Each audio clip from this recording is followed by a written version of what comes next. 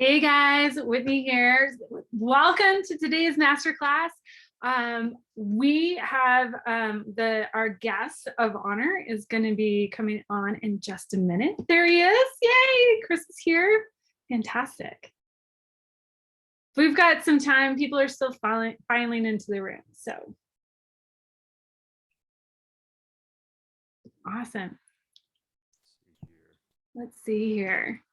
I'm going to give it a couple more minutes. People are like still filing in. While everybody is getting into the room and Chris is getting situated, I just want to, if you have questions on today's webinar, this is going to be an interactive one. Guys, we have the opportunity to really ask Chris a bunch of questions. He's like, please don't, time out. Anyways, go to your chat box, go to your Q&A. Like usual, once we get through a majority of our interview today, we're going to have an opportunity to clean up questions. Like most webinars like this, we can't get into exact individual scenarios, but we'll keep it pretty high level. So drop your questions in. Once we're done, I'll, as a benefit to you guys who are joining us live today, we'll hang out for like an extra 5 or 10 minutes and then just try to answer as many of the one-on-one questions as we can. And we'll just take it from there. But anyways, thank you, Chris, so much for joining today. If this is your first time joining the Passive Investing Made Simple show, I'm Whitney Elkins-Hutton. I'm the Director of Investor Education here at PassiveInvesting.com. And we do this webinar series to help you learn the ins and outs of passive investing. And what I love about today's presentation is something that I have been working on for several years in my portfolio build is how to utilize cash flow life insurance to boost our returns. I can't exactly say major amplification, but like how to boost our returns as we invest in assets, especially in real estate and definitely in passive real estate. And so I'm so excited to have Chris Larsen on here from Next Level Income. Chris, tell us a little bit about yourself and how you got started in real estate and in the life insurance business.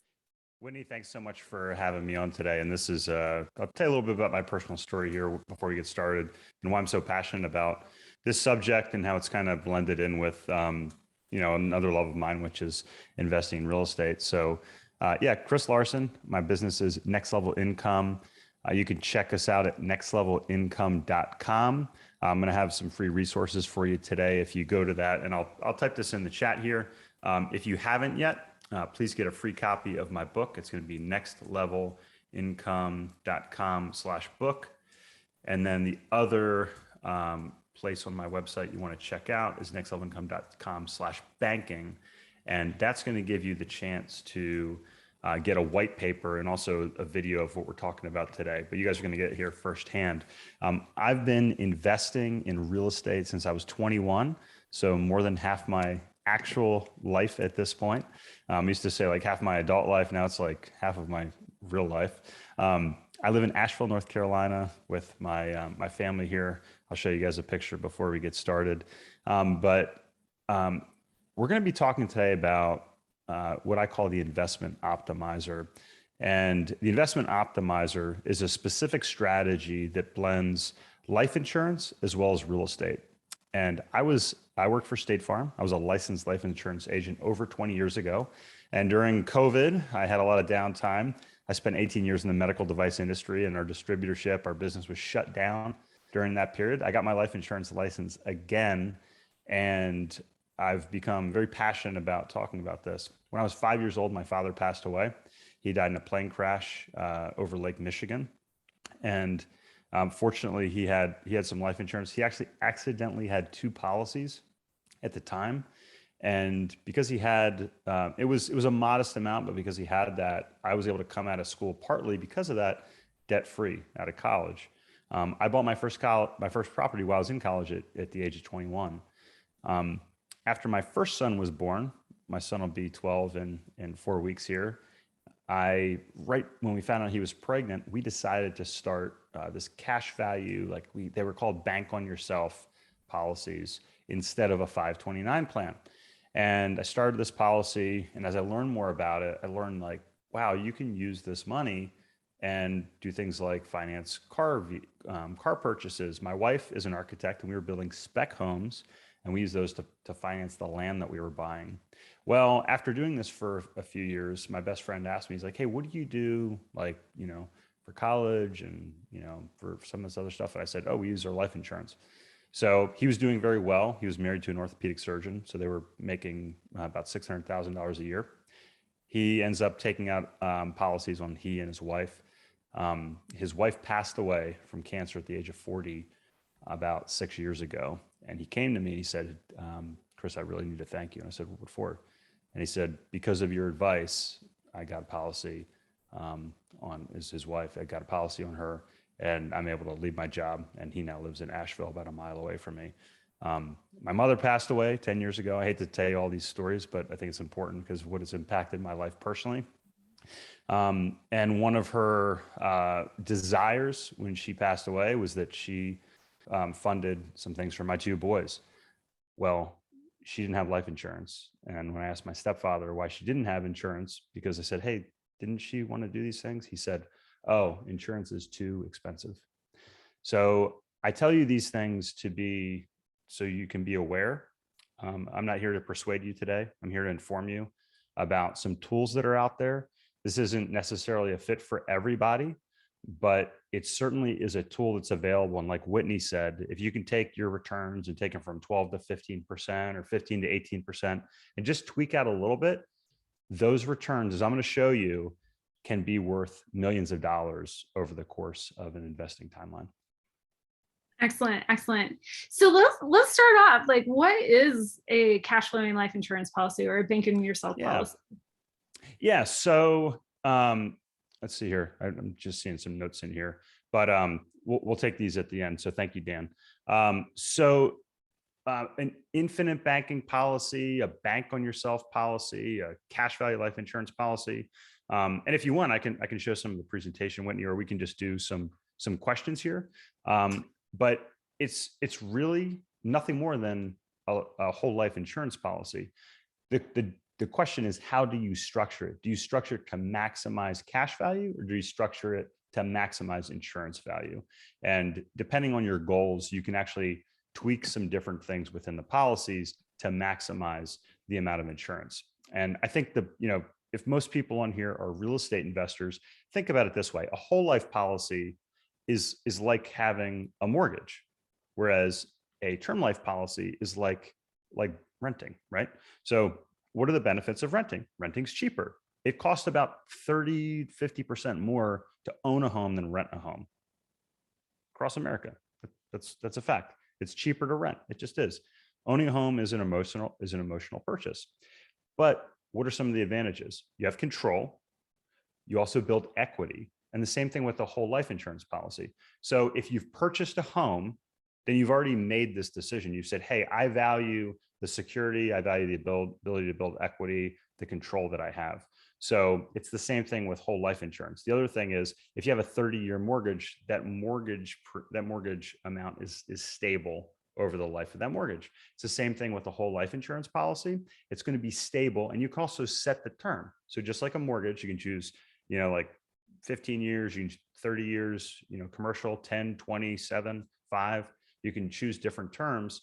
You can do the same thing with life. You can pay it up in 5 years, 7 years, 15 years, 30 years, 60 years. You can choose these, but then your equity grows. And that's the secret, is how you structure it. And do you structure it so your equity grows faster, or do you structure it so your premiums are lower, but your equity grows a little bit slower? So Chris, you should be able to share, if you want to, because I know I am such a visual learner, and you and I've had several conversations, and I get it at a visceral basis, but it's really whenever you start visualizing everything, you're just like, oh. Yeah, so let's pull this up here. And can everybody see that? Yeah. Okay, it looks like, well, let's see here. That was odd. All right. So yeah, we call this the investment optimizer. And the group I work with is called Money Insights.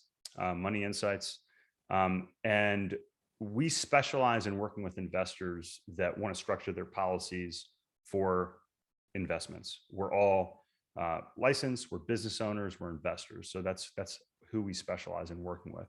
So what do? We want to enhance profitability for investors, create tax-free growth, preserve liquidity, protect capital, And the other thing that's interesting is you can create value in two places at once. So, some people might be thinking, all right, so like a month ago, I was at the Multifamily Investor Nation Summit, and I was talking about like the base of our financial pyramid. And I was talking about cash value life insurance. And somebody said, is this a pitch for life insurance? And I said, I'm just telling you what I do.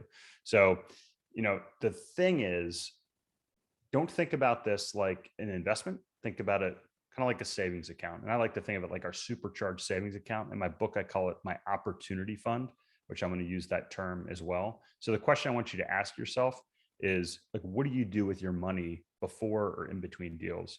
So I look at this versus a savings account. I think that's the best assumption, because you certainly can get a better return elsewhere, but you can't get coverage for insurance and a great return on your money by putting your money in, say, a multifamily deal, for instance. So we're going to make some assumptions. I'm going to show you a model just to kind of show you like, how this would affect returns over, say, a 20-year period. And then I'm going to talk about the mechanics behind it, and I'm going to answer questions. So I'll kind of work through this so we can get to the questions in the live Q&A here. So just some assumptions. So first off, I'm going to show investment in a syndication, as well as just, if you went out and bought your own property. But the big assumption is we're going to take the first 5 years and we're going to take $100,000 a year. So think of this like an investor that's going to invest $100,000 a year. Okay. And we're going to capitalize, we're going to fund our opportunity fund. The initial investment is, as you'll see, is in a syndication. And then we're going to buy real estate with 20% down loans. And again, you can argue with my numbers here, but just to make it simple, 10% cash flow from the investment, 5% appreciation. We can switch these numbers around in the formula, but I want to show an apples to apples comparison. So what we're showing here, and I can come back to this afterwards and we can get into the specifics, but there's a second example later on that we can really dive into. If you look at a savings account on the right-hand side first, so you're going to take $100,000 year one. That's going to fund $100,000 syndication. So your value of that syndication appreciating at 5% is going to be $105,000. You're also going to have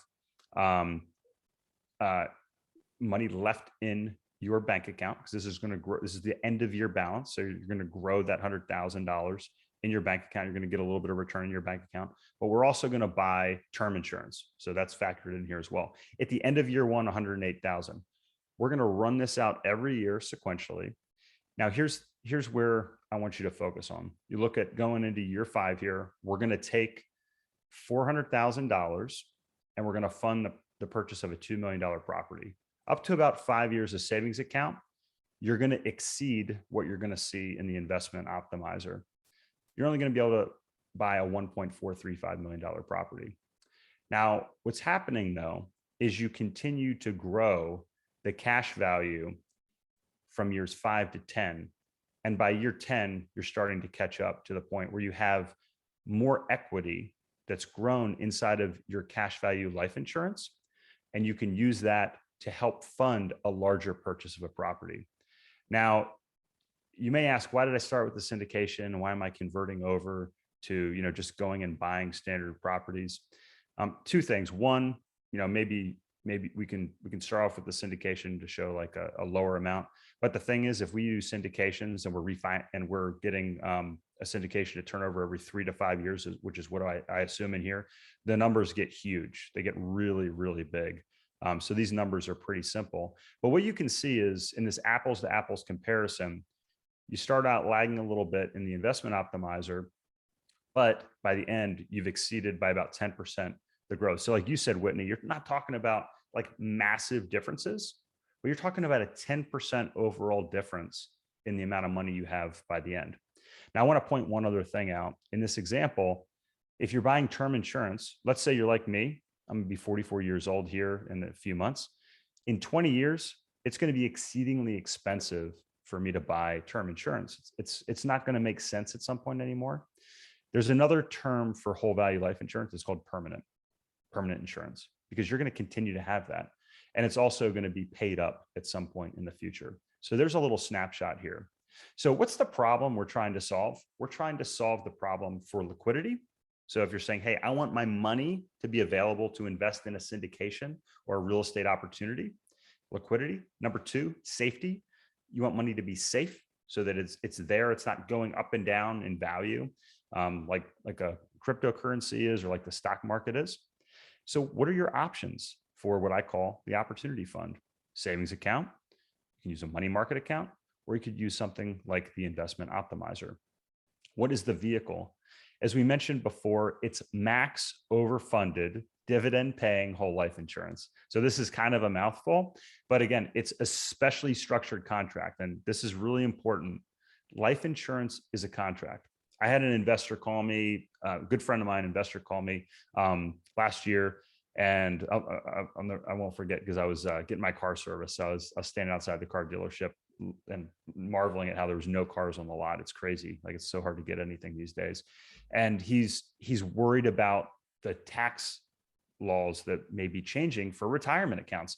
And he's like, well, Chris, how is this going to affect my life insurance? I said, his name's Jeff. I said, Jeff, your life insurance is a contract. It's a contract. And the government, they can change like the rules with insurance, but they can't change that contract that you already have that's binding with your company. And there's also some really nice benefits when it comes to estate planning and protections that certain states offer you as well. It says net up to a 5% return. This is a fairly conservative number. I'm getting about 5.25% return in my policies currently. It's tax free. So think about this kind of like a Roth for rich people. So you fund insurance after tax, and that money compounds inside your insurance policy tax-free. There's guaranteed rates, which means it's safe and predictable, and it's liquid. You can access that money at any time very easily. Typically, that money can be in your account within days, if not hours, depending on how you structure that. So 2 years ago, I can't believe it's been almost 2 years, the pandemic hits. Government starts to shut down, businesses start to shut down. I find out that, I'm running a medical device business. Cases are 100% canceled. I'm finding out, like, our multifamily, we can't evict people. We can't charge rent. My tenants in our office building, they're not going to pay me. They're telling me, hey, I'm not going to pay you rent. I looked at my wife. I said, we're building the house. We have, our two main businesses, which I never thought, medical and real estate, would all shut down. I said, I don't know if we're going to make any money this quarter, like anything. So what I did was I called the life insurance. I actually didn't call. It's all electronic now, but I requested $200,000 from my life insurance policy, put it in our bank account. And within a few days, it was there. And I told my wife, I said, we have all of our expenses covered, including the payment for our home, our payments that we had to make for the construction of our house through the end of the year. It was a really, really good feeling to have that. And also, as I mentioned, personally, I've been hit with, some circumstances in my life that makes this very apparent, but also there's a death benefit that's there as well. And that's unlike anything else that we mentioned. The loan provisions, we're going to get into kind of some ways that you can tweak these loan provisions and have it. But here's the thing, life insurance companies, we work with mutual insurance companies. So, what this means is the policy holders actually own it. So life insurance company, they have to be profitable. So a life insurance company collects premiums and then they pay out premiums, and there has to be some left. Otherwise, they're going to go away, if that makes sense. So if you're listening, hopefully that makes sense there. Life insurance companies have been around a long, long time, longer than the IRS. So, and insurance has been around longer than a lot of other investments and other concepts that are out there. And this dates back, and we can go into the history of insurance, but this concept has been out there for a long time. It can go through the shipping and carried interest and how all these things kind of blend together with real estate. But insurance companies, they need to do something with the capital that they have. So what they do is, and if you look at the investments, and I can, if I pull out with my my annual report from my insurance company, what I will find is that the life insurance invests, they have their liabilities and their equity and their assets. They have really high quality assets that they own, like bonds, like real estate. things that are very secure and are paying out regularly. But another thing that insurance companies like to do is they like to lend money. And who do they like to lend money to the most? Policyholders. Now, why would they do this? The reason is, first off, if you request a policy loan, you are first in line. You get to borrow the cash value from your policy. You're in front of everybody else. Why would a life insurance company prefer to loan to a policyholder? Because they have a Answer, death benefit on you. they hold the collateral. They hold the Yeah. collateral. So it's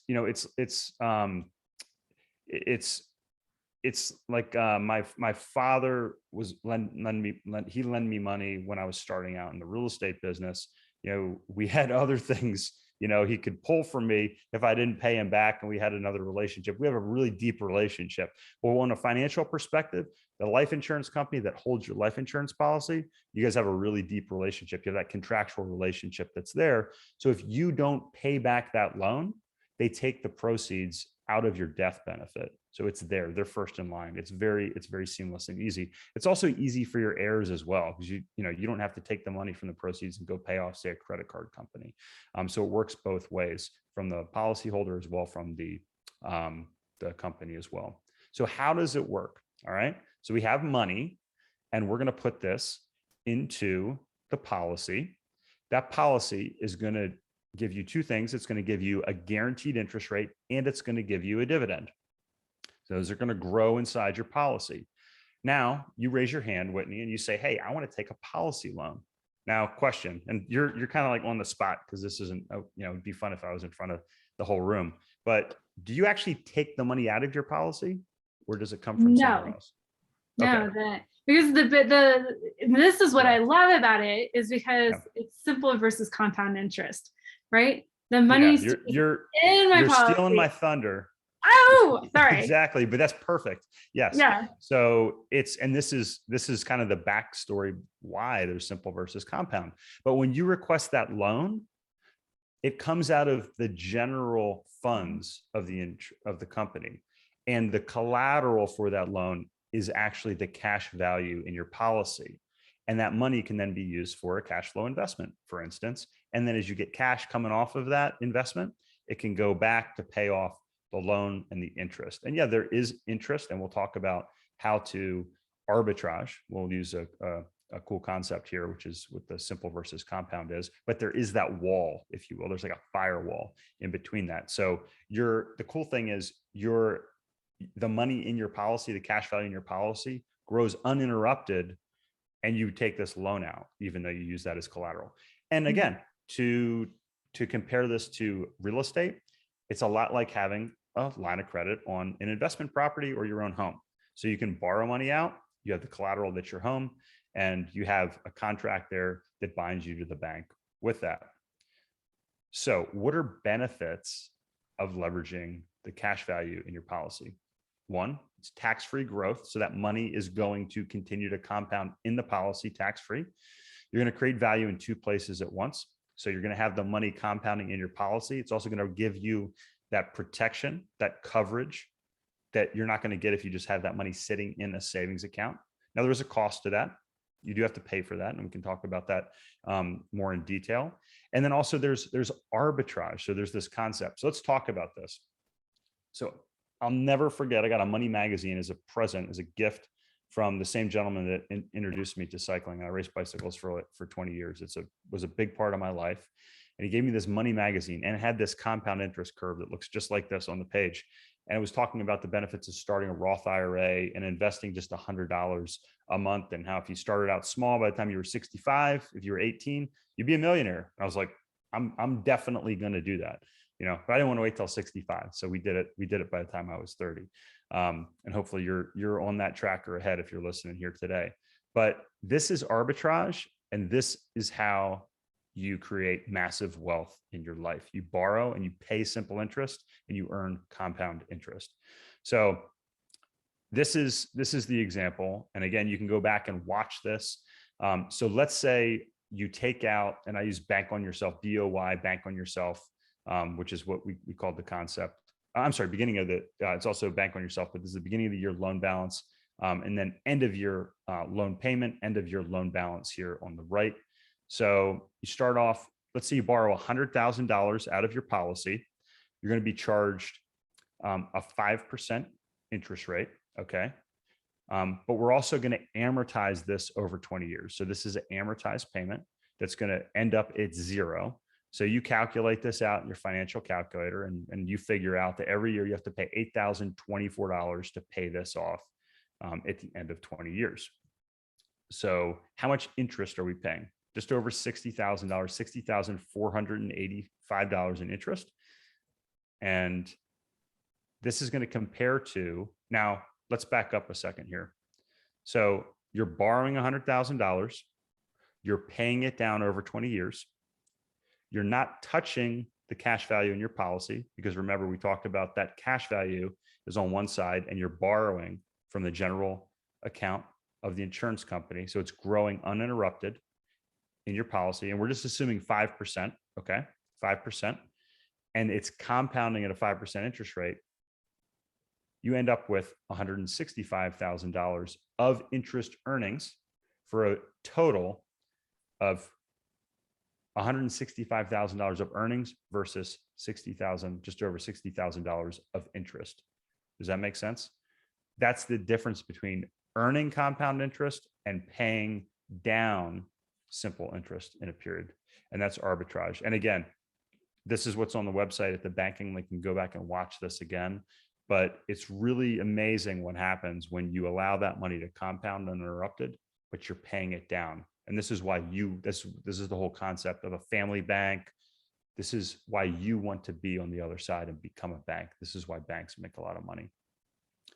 All right, so I'm gonna pause there for a second, but I'm gonna kind of go to Whitney as we talked about kind of the master's degree in this, and we're going to talk about what I'm now doing with my policies. So now, what we talked about was the ability to borrow from the insurance company, and my current rate with our insurance company is 5%. So if I go on the website of the insurance company, I request a policy loan, they're going to charge me 5%. Every year they just send me a statement and say, hey, you owe 5% on the amount you did. Okay, easy. Well, I find out about this concept where I can set up a line of credit, just like a home equity line of credit, against the cash value of my life insurance policy. And we have, if you want, we have a list of at least 10 banks with different options here. So if you already have policies, you don't have to work with us. We'll send you the information here. Happy to do that. But I find out I can borrow at 3 to 3.5%. So the bank I currently work with, they lend me money at 3.25%. So the benefit is I get a better interest rate. My cash value continues to grow just like it would, like we talked about before. You can also check with your own bank and see if they have this option as well. But the benefit also is that you can shop around a little bit with this, just like a home equity line of credit. You can go to Wells Fargo, you can go to your local credit union. If you're a service member, you can use that option. There's a lot of different options out here. So if you already are locked into a life insurance company and you have cash value, you can use this and potentially improve that. Now, here's the thing. We're talking about 5 versus 3%. That can be a big difference over over a 20-year investment horizon. Excuse me for one moment. Chris, you'll be happy. I actually applied for the line of credit. Awesome. And this is, I love it. I've been doing this now. And I can, when we do the Q&A, I can talk about how we've structured it and some best practices. And again, I think when you think about human nature, we have to be conscious of making things as easy as possible for us. And that's one of the benefits of this, because we have 4 policies and we've consolidated all of them in one line of credit, which is really nice. Nice thing to do. All right. So what's the difference? And you can take a snapshot of this and go back and look. And what you will find, again, I'm not going to go through, it's the exact same assumptions, but with the better interest rates, that little difference, a couple % difference, you're looking at, instead of $2 million difference on a $20 million stack of money, you're looking at $23 million. So you're increasing that difference 50% just with a couple %. And this is the magic of compound interest plus optimizing your interest rates over a period of time. So again, like you said at the beginning, Whitney, we're talking about making little tweaks that are going to allow you to increase the value and the ultimate returns of your portfolio by really, really large amounts. I mean, again, this little trick today can net you 7-figure difference in your portfolio over a 20-year time horizon. All right, so key takeaways. Hopefully this has added another level of profitability for you as an investor. If you talk to different operators, if you look at different asset classes to eke out a couple percentage points here or there, here's another option to give you a couple more or a couple hundred more basis points on your investments. This is a tax-free option. So if you're a high income earner and you've maxed out your ability to contribute to retirement plans or Roth IRA, I personally, after I maxed out my Roth IRA, I went to this strategy before I went back into qualified retirement plans. Now, if you get a match in a 401k, you have to take all these things into consideration. The other thing is it's predictable. So I like this when I was planning for our college savings because I knew I didn't have to say like, oh, geez, what if the stock market crashes? My son's 12. What if the market crashes between now and when he's 18? I know I have a guaranteed amount that's going to be in my policy. Also, again, for those, like if you're a physician, if you're a business owner, if you own rental property, if you have a liability out there where somebody could sue you, you have a lot of protection from creditors around your life insurance policy. If you read about some unsavory characters in the business world, like I think Jeff Skilling was one of these people that stuffed a bunch of money into his life insurance policy, before he got thrown into jail.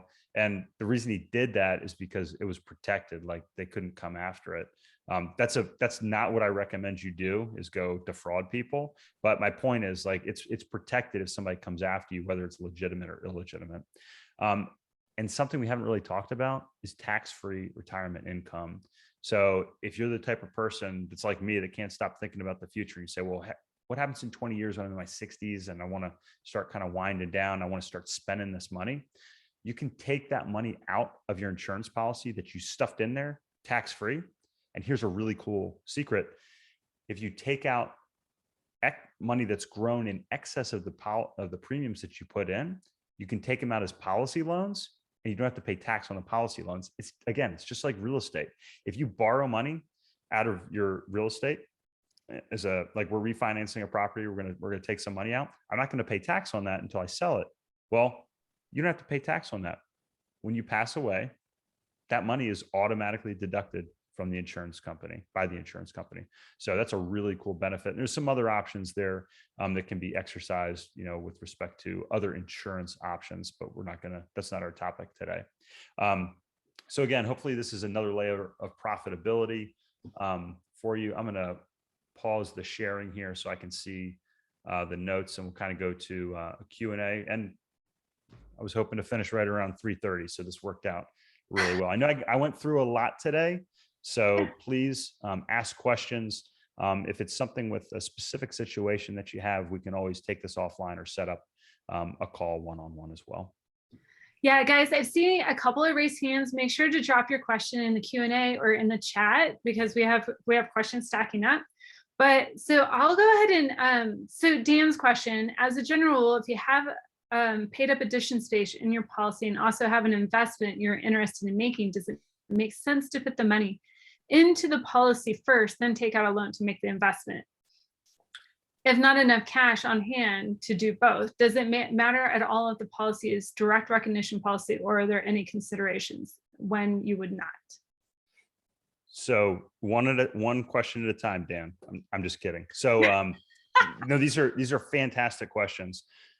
So the general, and let me, again, everybody's situation is specific, and you want to talk to your advisor and say, hey, like, what should we do here, and kind of talk about that.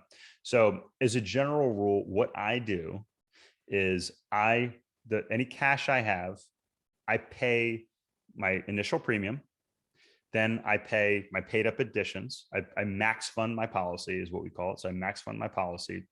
Then I pay the policy loan after that. So that's kind of the sequence that I do. So pay the initial premium, max fund the policy, and then pay the loan after that. That's how I kind of work it. So let's talk about, can we get a little bit granular of why the order of operations? I know, but there's a reason why we want to do that. Yes. So great follow-up. So here's the reason why.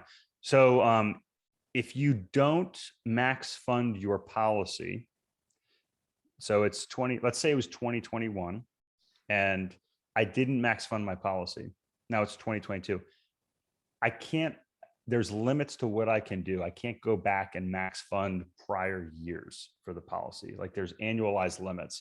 And this is one thing that the government did. They put in limits because people were using these as tax shelters, and they're still very strong in regards to a lot of the protections and tax benefits like we talked about, but they used to be kind of ridiculous. So there's rules around this. So you can only fund so much per year. So that's the reason. Your loan, you do want to pay your interest on your loan. So I think I left that out. So you pay your premium, pay your interest on your loan, max fund your policy, then pay down your loan. I left out pay the interest on your loan because you don't want that interest to compound. Okay.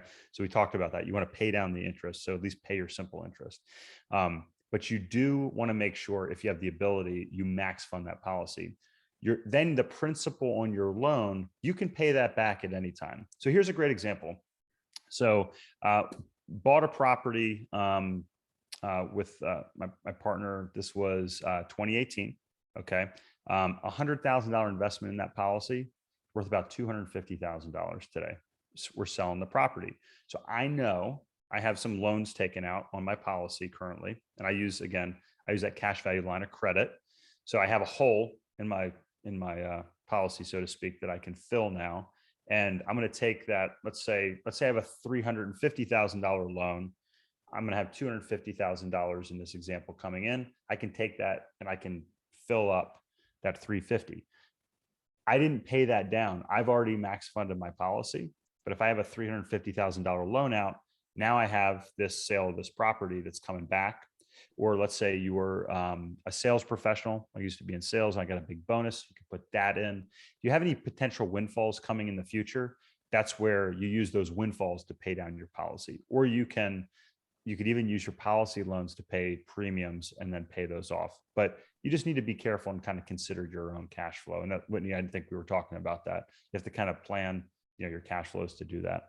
Mm-hmm. And then does it matter if it's direct recognition or not? It does. So typically you want policies that aren't direct recognition because it depends on where the money's going to come out. That's going to determine, is your cash value going to continue to accumulate? But that's where you can utilize. So let's say you are with a policy, and just to clarify, certain policies, if you take a loan out, they're not going to let you continue to compound the money on your cash value. They're going to deduct that from your cash value. So a way around that is using one of these cash value lines of credit. Now, another question might be, well, if I borrow from my policy, that doesn't go on my credit score. What if I set up a line of credit? Typically, if you set up a line of credit for a business purpose, that's not going to be reported on your credit score as well. So if you look into these options, make sure you ask the bank that you're working with, is this going to be reported on my credit score? Or how is this handled from a credit perspective? Because certainly, in my opinion, that's an important consideration as well. Awesome. So I get the question came in, is this what they once called the 702J retirement plan for income for life plan the wealthy use? And yeah, it takes it, I'll pass this over to Chris, but it's part of the tax code. And so that tax code was 702T. You know what? I would have to go and look that up, but yeah, I believe I think it was 702J actually. Okay. Because the tax code was 702 or 7702. And forgive me, I don't want to quote or misquote the tax code here. But yeah, again, these are, the reason that we're able to pull money in and out of these is what's dictated by the income tax code. So there's a lot of, again, the life insurance and the rules around this, it's been around as long as the IRS, in some cases longer. So there's some really nice benefits. What are some main differences between whole life and universal index life policies? Very good question, John. So we actually have a whole different strategy that's based around policies that are indexed. And typically when you hear index, that's indexed to the stock market. So this strategy, I typically would prefer to use whole life, because if we're borrowing out with a whole life policy, you have your guaranteed interest rate within the policy, you have your dividends that are coming in, and you know what the interest rate is that you're borrowing out at, so that you can predict, what your policy is going to be. With a universal index life policy, you have these options as well, but you also have another variable within that policy, which is the stock market. So if the stock market drops and you have a loan out, and typically these things happen together, like bad things happen together when it comes to financial markets, so if the stock market drops and, it's hard to get money, and maybe your multifamily deal isn't paying. So again, let's take 2020, your operator calls you, you've invested in a multifamily deal, and they say, hey, listen, Chris, we're going to stop distributions for this quarter because we don't know what's happening. And we want to make sure we have some cash in the bank. And then the stock market drops and you still got to make your payments on your loans. I like to limit my variables when it comes to this. So if you want to talk, John, about the differences, specifically between whole life and universal index life, we can set up time to speak specifically about that. Ali, which was my roommate's name in college, or Ali, if it's Ali or Ali, he asked, can you give some rough figures for what the costs are for this sort of plan and the maximum loan potentials, et cetera? Great question. So it depends. Right. So it's not the answer. It depends. Yeah. So it depends. But what I would tell you is these plans typically make sense if you can fund $10,000 or more on an annualized basis. So what you want to look at, some of the things you want to consider as you do this, these policies are structured like opposite of how a typical insurance agent would structure a policy. So normally if you walked into State Farm when I worked there, and Whitney, you said, hey, Chris, this is my situation, and you determined you needed $1 million worth of life insurance, I'd say, all right, it's going to cost you $500 a month, or whatever the premium was for that, for term or whole. In this case, we would sit down and say, okay, Whitney, how much are you looking to invest annually in these investments comfortably? And if you said, I'm going to do $100,000, we are going to structure the policy to accept up to $100,000 of premiums. And then we're going to structure the coverage so that the policy complies with IRS guidelines so that it's not taxable. So that's the difference, Ali. So we're going to do that. And then there's a range. So this is what you want to discuss with your insurance agent, your broker that you speak with, which is, okay, have a range where you're comfortable with the minimum premium payment, but then you're also comfortable with the amount you can put in. So for example, I'll give you a personal example. So when we started our policies, the minimum that I had to put into my policy was, I think it was about $10,000 a year. So I think, what is that, about $700 a month, but I could put up to about $6,000 a month in the policy. And the reason, so it's usually around 10 to 1 ish, so 700 to almost 7,000 a month, 600, 6,000 a month, somewhere in there is what my policy was. And the reason I did that was because I wanted to have room for my bonuses that I had coming in. And then, I could do a $50,000 investment annually by borrowing that money back out of that. So again, I know that's not specific, but that's pretty rough. And usually, there's going to be a range there, and the higher the top range, the higher your minimum premium payment is going to be. And Frenchie, is that the slider that you're speaking of with respect to the payment, or are you talking about the amount that goes into the base policy versus the paid up addition rider? The base. So again, I think if I'm understanding you correctly, it's the question of typically, the base policy is going to have a set amount, and what we do is we add paid up addition riders and then a mix of term on top to keep the policy compliant. So it's not what's called a modified endowment contract. And if I'm not answering your question, Frenchie, reach out and we'll set up a time to kind of go through specifics on that as well. Awesome. Guys, if you got a couple more questions, drop them in the chat box. But what I love about this is, we were talking the other day, is that you can store your war chest, your opportunity fund. It's creditor predator protected. It's out of the bank.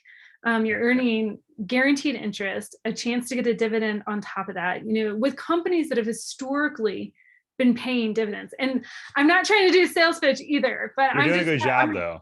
But yeah. I'm just speaking from personal experience of why I've done this for the past 6 years, 7 years, right? So it's there. And then you have liquidity on top of it, to take a down payment, on a piece of real estate, invest in syndication. I remember we've used ours to invest.